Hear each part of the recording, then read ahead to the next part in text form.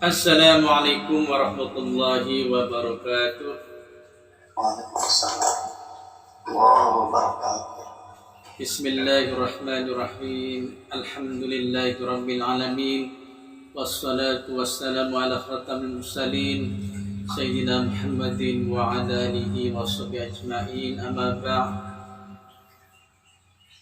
Bapak Ibu yang kami hormati, wabil khusus Bapak Pirisal dan anak-anakku sekalian yang hadir di pagi Sabtu pagi sikir ini lewat Zoom yang mulia ini, mudah-mudahan Allah senantiasa memberikan hidayah dan inayah kepada kita sekalian, amin ya rabbal alamin.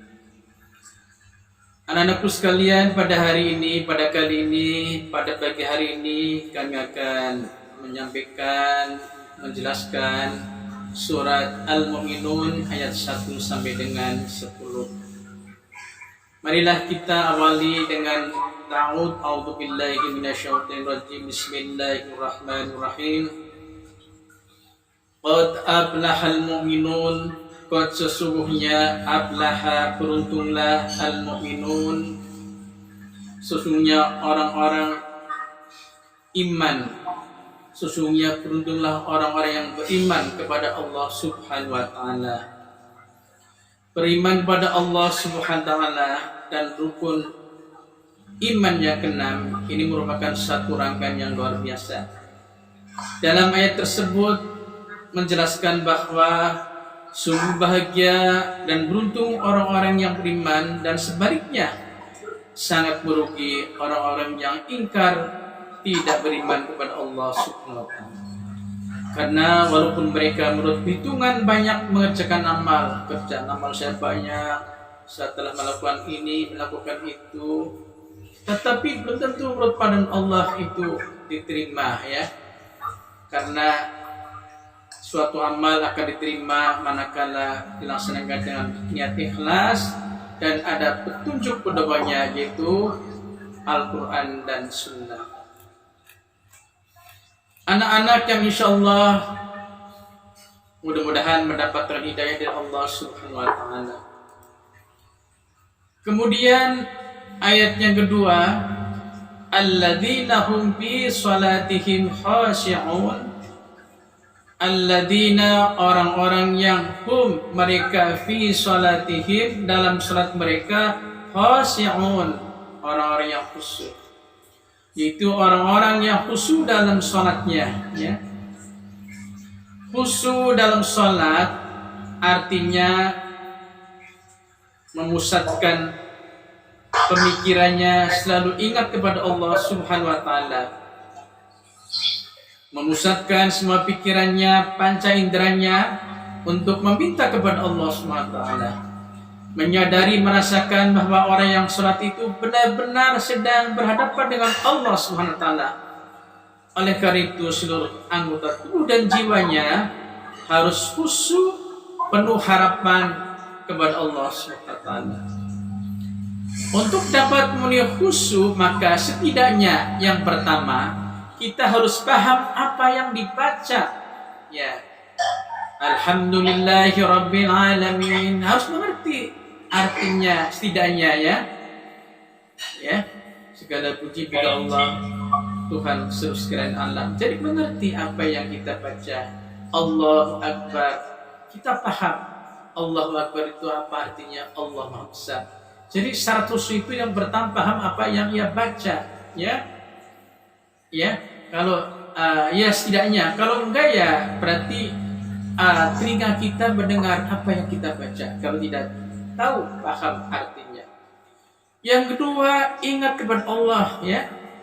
Jadi ketika sholat, seperti firman Allah dalam surat At-Taha yang 14, di sana dibacakan yang artinya laksanakan sholat untuk mengingat kepada Allah. Jadi ingat pada Allah dikala sholat, ya. Awam orang kita sholat hanya tenang pikirannya, fokus. Ketika Anda membaca, ketika Anda konsentrasi, ingat Allah, betapa agungnya Allah ini melalui sifat-sifat Allah, bukan zat-zatnya, ya. Kalau kita memikirkan zat Allah, maka nanti akan sesat, ya. yang perlu kita pikirin adalah sifat-sifat Allah Subhanahu wa taala. Kemudian yang ketiga, salat itu sedang bermunajat kepada Allah, minta ya, sedang meminta ya kan. Ihdinas shiratal mustaqim, contohnya tunjukkanlah kami jalan yang lurus. Jadi pikiran dan perasaan orang yang salat ya hanya kepada Allah. Tidak lupa kita selalu sedang berdialog dengan Allah Subhanahu wa taala ya. Walaupun tidak melihatnya, tetapi Allah melihat kita ya ketika sedang beribadah. Kemudian dilanjutkan dengan ayat berikutnya, walladzina hum 'anil lahwi mu'ridun. Ya, walladzina, dan orang-orang yang hum mereka 'anil lahwi, dari perbuatan tak berguna. Ya. Jadi menjauhkan diri dari setiap perbuatan atau perkataan yang tidak berguna ya. Kalau kita lihat dalam ayat ini Allah menjelaskan sifat yang ketiga. Jadi seorang mukmin yang bahagia itu selalu menjaga waktu dan umurnya supaya jangan sia-sia ya. Sebagaimana ia khusyuk dalam sholat, berpaling dari segala sesuatu kecuali kepada Allah Subhanahu wa taala. Ya, hanya Allah ya selalu mengesahkan Allah Subhanahu wa taala. Apalagi dikala dialog kepada Allah Subhanahu wa taala ya. Jadi jangan melaksanakan hal-hal yang tidak berguna, apalagi ngomong kasar ya, apalagi berbuat yang sia-sia ya, apalagi berbuat yang maksiat misalnya ya, dan lain sebagainya. Ya, marilah pelan-pelan kita tinggalkan secara tahap demi tahap. Memang agak berat melakukan hal yang seperti itu. Kemudian dalam surat berikutnya, walladzina hum lis-zakati fa'ilun. Walladzina, dan orang-orang yang hum mereka lis-zakati, pada zakat fa'ilun, mengerjakan, menunaikannya. Jadi orang-orang yang menunaikan zakat ini termasuk orang-orang yang beruntung ya. Jadi ini tadi ada 7 orang yang beruntung di hadapan Allah tadi ya. Orang yang khusyuk dalam sholatnya ya kan. Orang yang mengatakan, orang yang menjaga dari perkataan perbuatan yang sia-sia. Kemudian orang yang beruntung berikutnya adalah orang yang menunaikan zakat. Seorang lagi yang pertama adalah tadi apa? Yang Bapak katakan, orang yang khusyuk dalam sholat, itu orang yang beruntung. Yang kedua, orang yang menjaga dari perbuatan dan amalan yang sia-sia. Yang ketiga, dari orang-orang yang menunaikan zakat, termasuk orang-orang yang beruntung di hadapan Allah Subhanahu wa taala. Ya, menunaikan zakat wajib ya bagi yang mampu ya. Dalam ayat ini Allah menerangkan bahwa sifat keempat dari orang mukmin yang beruntung adalah mengeluarkan zakat, memberi derma yang dianjurkan, yang oleh mereka dipandang sebagai usaha untuk bersihkan harta dan dirinya dari sifat kikir, sifat tamak, serakah ya, dan hanya mengutamakan diri sendiri, ego misalnya ya. Jadi ini yang perlu kita benahi. Anakku sekalian, kami lanjutkan. Ini melanjutkan ayat yang kelima.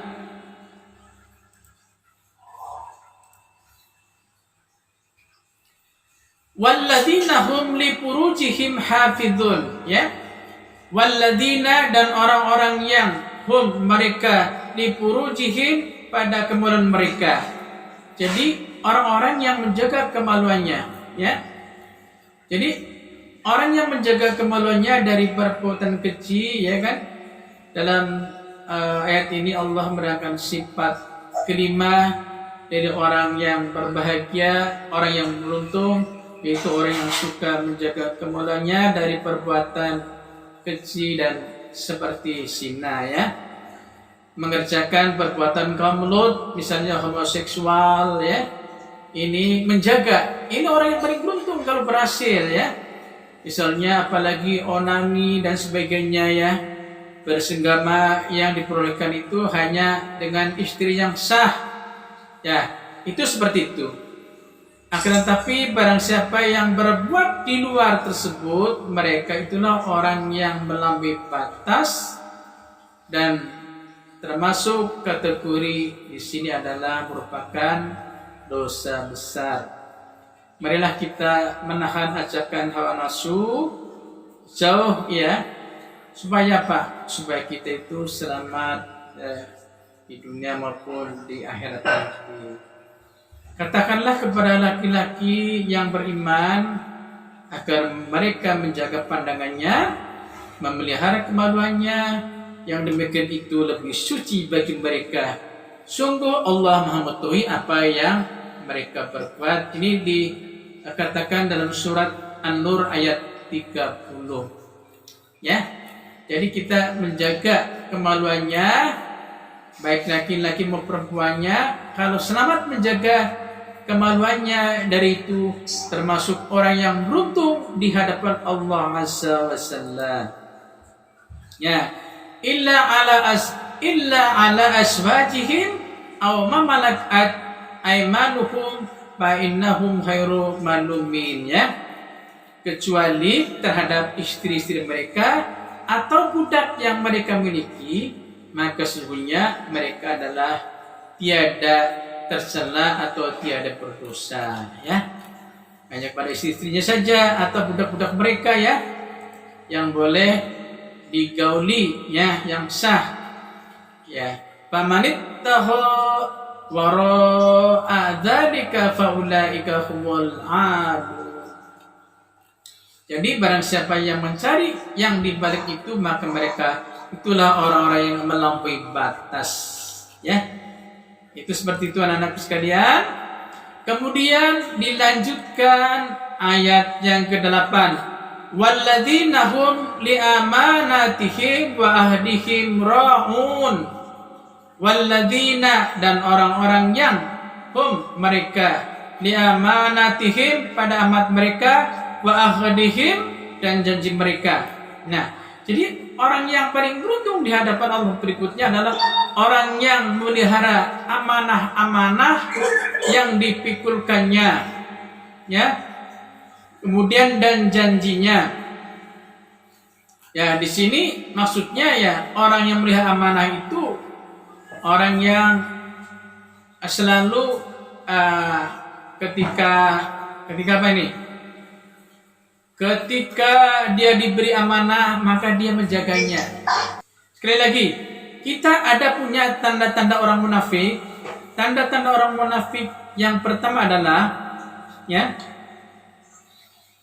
kalau berbicara dia suka berdusta, ya.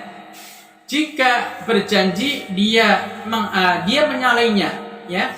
Jika diberi amanah dia berkhianat. Nah, kalau di antara anakku punya sifat yang ketiga ini, maka termasuk kategori orang yang tidak beruntung di hadapan Allah Azza wa Jalla. Ya, marilah kita berlatih semacam mungkin untuk menjaga, ya, amanah janji kita terhadap teman-teman kita, kepada guru-guru kita, terutama dalam menyajikan tugas-tugas yang dilaksanakan tiap hari, tiap saat, ya, tiap pembelajaran. Jangan janji-janji doang, ya. Kemudian dalam administrasi sekolah, ya, dan sebagainya, kita harus tepati ketika janji orang tuanya, tidak boleh menyalahnya, ya. Kalau salah satu menyalahi janji, tidak menepati apa yang ia janjikan ketika Anda akan membereskan tunggakannya misalnya, maka bukan orang-orang yang beruntung di hadapan Allah Azza wa Jalla, ya. Termasuk orang-orang yang merugi. Ini ayat ke-8. Kemudian diteruskan ayat berikutnya, ayat ke-9. Walladzina hum ala salawatihim yuhafizun. Ya. Orang-orang yang memelihara salatnya. Tadi Bapak sudah katakan, salatnya dengan khusyuk, dengan tumaninah, dengan benar, ya. Karena dari Abdullah bin Mas'ud berkata, saya berkata kepada Rasulullah, amalan apa yang paling cintai wahai Allah? Ya, Nabi menjawab, Ya, jadi dari Abdullah, saya ulangi lagi, dari Abdullah bin Mas'ud berkata, saya bertanya kepada Rasulullah, amalan apa yang paling dicintai oleh Allah wahai Rasul? Nabi menjawab, ya, salatlah pada waktunya. Ya, yang pertama salat pada waktunya. Ini orang yang paling beruntung, salat pada waktunya. Ya. Kemudian apa lagi wahai Rasul? Nabi menjawab, birrul walidain. Itu berbuat baik kepada kedua orang tua. Kemudian ditanya lagi, apalagi ya Rasul? Jihad di jalan Allah. Jihad, ya, berjihad di jalan Allah itu adalah ya menjalankan sesuatu karena Allah. Ya, kalau mungkin di zaman dahulu ada jihad fisabilillah, berperang di medan perang termasuk jihad di jalan Allah. Tetapi kalau sekarang mengamalkan ilmu dengan ikhlas karena Allah juga bisa dikatakan jihad kepada Allah Subhanahu wa taala. Ya. Kemudian dilanjutkan dengan ayat berikutnya, ayat ke-10. Ulaika humul warisun, ya. Mereka itulah orang-orang yang mewarisi. Mewarisi apa? Ya, kita lanjutkan dalam ayat berikutnya 11. Alladzina yarisunal firdausa hum fiha khalidun, yaitu yang akan mewarisi surga Firdaus, mereka kekal di dalamnya. Jadi ketika Anda punya yang Bapak sebutkan 7 sifat yang Bapak sebutkan tadi, ya, termasuk orang-orang yang akan dimasukkan ke dalam surga Firdaus Allah Subhanahu wa taala, mereka kekal di dalamnya. Ini dicantumkan dalam surat Al-Mu'minun ayat 11. Ya, barang siapa kata Nabi yang menegakkan surat Al-Mu'minun ayat 1 sampai 10. Ya, sekali lagi saya katakan bahwa dari Umar radhiyallahu anhu telah diturunkan kepadaku 10 ayat. Barang siapa yang menegakkan akan masuk surganya Allah. Ya, barang siapa yang menegakkan akan dimasukkan ke surganya Allah Subhanahu wa taala. Menegak itu berarti ya menjalankan, mengamalkan dan sebagainya. Ya, bukan hanya dibaca. Ya. Yang Bapak uraikan tadi ya cukup sudah bagi kami, bermanfaat dan manfaatnya, dan kami kembali kepada moderator untuk tanya jawab mengenai yang Bapak jelaskan. Silakan Bapak Agung. Ya, anak-anakku, langsung saja silakan yang mau bertanya. Untuk sesi tanya jawab akan Bapak jawab. Jika ada yang bertanya, langsung saja dengan ya mikrofonnya dibuka. Ya, ada yang bertanya anak-anakku sekalian? Ya, silakan bertanya. Rupanya tidak ada yang bertanya ya. Di sini. Ya, siapa namanya? Sebut namanya, silakan. Bayu dari 12. Oh iya, Bayu. Bayu. Silakan. Saya ingin bertanya tentang apa sih isi kaidah-kaidah kita ketika kita membaca surat Al-Waqiah. Surat Al-Waqiah, surat Al-Mulk. Oke. Anak-anakku sekalian, ya kan, kalau kita jadi surat Al-Mulk itu adalah pahalanya luar biasa, kemudian punya kekuatan yang luar biasa. Ya. Ini surat Al-Mulk ini. Jadi barang siapa yang rajin membaca surat Al-Mulk, maka Allah akan melipat gandakan pahalanya hingga 10 kali lipat bagi siapa Allah yang dikehendaki. Ya. Ini akan dilipat gandakan pahalanya ya 10 kali, coba, luar biasa. Kemudian apa keutamanya daripada surat Al-Mulk ini? Yang pertama, mendapatkan syafaat dari Allah. Syafaat itu artinya pertolongan Allah SWT. Ya, yang kedua akan dinaikkan derajatnya. Yang ketiga akan dikasihi, disayangi oleh Rasulnya, akan diberikan pahala berkali-kali lipat seperti tadi. Kemudian kemudian akan diberikan pertolongan pada hari kiamat dan akan lindungi dari api neraka. Ya, saya kasih kisahkan kalau di siksa kubur itu kan pasti ada semua, yakin pasti siksa kubur itu ada. Ketika mau dihajar oleh malaikat Munkar Nakir, dia dibela. Siapa yang bela? Surat Al-Mulk. Jangan. Kalau Anda tuan malaikat akan menghajar kami orang ini, berarti menghajar saya. Saya adalah surat Al-Mulk yang sering dihafal oleh orang ini ketika di dunia. Orang ini sering menghafal surat Al-Mulk tiap hari, tiap saat, selalu bacanya. Tetapi dia juga banyak bermaksiat. Karena ada saya, berarti Anda memukul saya. Saya tidak rela, tidak sudi dipukul dengan malaikat Munkar Nakir. Saya protes.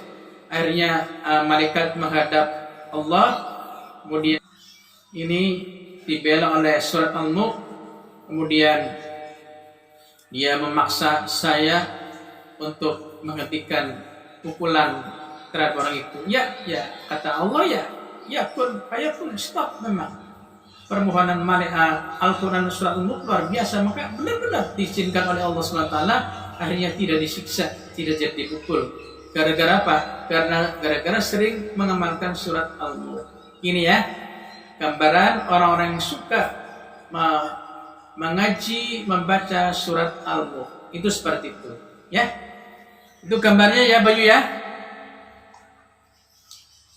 Bayu mendengar? Dengar, Ustaz. Ya. Silahkan yang lain. Pak Agung. Halo Pak Agung. Ya, halo Pak Buzara. Mendengar ya Pak Agung ya? Ya. Dicari-cari tadi. Saya tadi kok sini keluar ini. Iya Pak Agung ya. Oke, jadi Pak Agung tadi sudah saya jawab pertanyaan dari Al Bayu, faedah surat Al-Mulk dan sebagainya sudah jawab. Sekarang pertanyaan berikutnya. Silahkan saya kembalikan Pak Agung untuk moderator. Ya, terima kasih. Sebelumnya mohon maaf yang tadi ada gangguan internet. Barangkali dari anak-anakku semuanya yang lain silahkan yang mau bertanya dipersilahkan. Ya. Pak Agung, kalau kita berarti kami tutup saja ya Pak Agung kalau tidak yang bertanya Pak Agung ya. Oke. Ya, oke. Anak-anakku sekalian, saya akhiri dari Pak Busro karena tidak yang bertanya. Cukup sekian, mudah-mudahan bermanfaat. Assalamualaikum warahmatullahi wabarakatuh. Saya kembalikan ke Pak Agung. Waalaikumsalam warahmatullahi wabarakatuh.